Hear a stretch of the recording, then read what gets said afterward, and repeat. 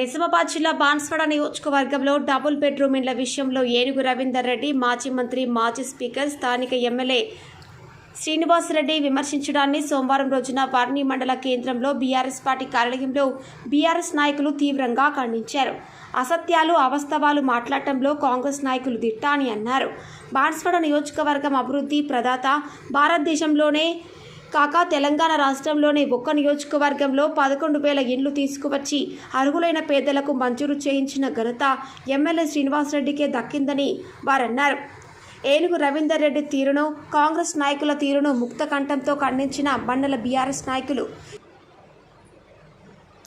ఇట్టి ప్రెస్ మీట్లో మండల పార్టీ అధ్యక్షులు కార్యదర్శి కలాల్గిరి వెంగళపూడి గోపాల్, సొసైటీ చైర్మన్ నామాల సాయిబాబు, మాజీ జెడ్పీటీసీ రంజానాయక్, మాజీ సర్పంచ్ శ్రీనగర్ రాజు, నర్సింగి మండల కోఆప్షన్ సభ్యుడు కరీం, టీఆర్ఎస్ సీనియర్ నాయకులు పాండు, శ్రీహరి, సరచంద్, గోపి, రమేష్, శ్రీనగర్ ఉప సర్పంచ్ అన్వేష్ మరియు ఏనుగు రవీందర్ రెడ్డి తీరును ఖండించడం జరిగింది. లేవు ఏనుగు రవీందర్ రెడ్డి గారికి, ఎందుకంటే పోచారం శ్రీనివాసరెడ్డి గారు ఆయన అనుభవంలో ఆయన గురించేందో మీకు కూడా బాగానే తెలుసు. కాకపోతే రాజకీయంగా ఆయన మీద బురద చల్లడానికి ఇలాంటి ప్రెస్ మీట్ పెట్టి డబల్ బెడ్రూమ్ విషయంపై ఆయన మీద నిందలు వేస్తున్నారు. డబల్ బెడ్రూమ్ 11,000 డబల్ బెడ్రూమ్ కట్టిన పోచారం శ్రీనివాసరెడ్డిని విమర్శించే స్థాయి మీది. ఎందుకంటే ఆయన రాష్ట్రంలోనే అధికంగా డబల్ బెడ్రూమ్ తెచ్చి పేదలకు న్యాయం చేసి అన్ని విధాలుగా ఆదుకున్నటువంటి వ్యక్తి పోచారం శ్రీనివాసరెడ్డి గారు.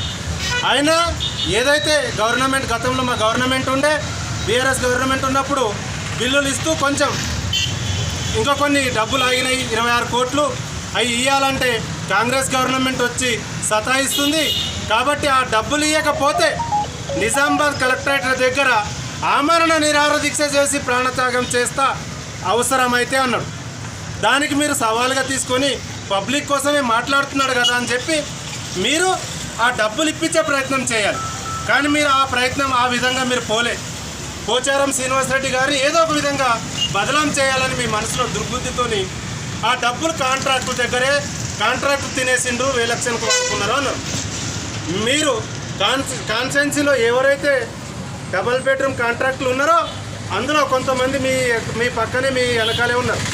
వాళ్ళని అడగండి, పోచారం శ్రీనివాసరెడ్డి గారికి ఏమన్నా ఇచ్చారా మరి మీరు, లేకపోతే మీరే తినేసి పార్టీ మారారా? మరి ఈ విధంగా అయితే అడగాల కదా, తెలుసుకోవాలి కదా. సరే ఉన్న దాంట్లో ఇంకా కాంట్రాక్టులు ఉన్నారు, అధికారులు మీరే, ప్రభుత్వం మీదే. ఈ ప్రభుత్వ పరంగా మీరు ఎంక్వైరీ చేసి వాళ్ళని పట్టుకోండి.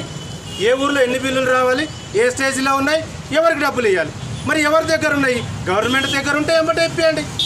ఎవరైనా కాంట్రాక్టుల దగ్గర ఉన్నాయనుకో బరాబర్ జైలుకు పంపండి. అంతేగాని బట్ట కాల్చి మీదేసి మీరు రాజకీయంగా మీరు వెనకబడ్డారు. గతంలో ఉన్న మీరు దొంగ హామీలు ఇస్తే మిమ్మల్ని ప్రజలు నమ్మి అయ్యో ఇంత ఇస్తారంట కదా అని ఒక్కసారి మీకు ఓటేసిన పాపానికి రాష్ట్రం సర్వనాశనం అయిపోయింది.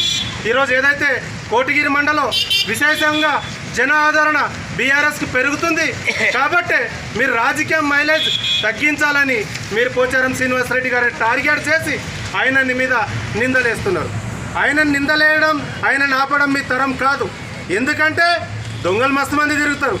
రాజు అనేవాడు ఒక్కసారి బయటకు వెళ్తే ఆటోమేటిక్గా ఆ రాజరికంగా నడుస్తూ పోతుంది. ఈ కాన్స్టిట్యున్సీకి పోచారం శ్రీనివాసరెడ్డి గారు రాజనే ఆయన పని మొదలు పెడితే విశేషంగా జనాదరణ వస్తుంది. పక్కా మేము జైరాబాద్ కాన్స్టిట్యున్సీ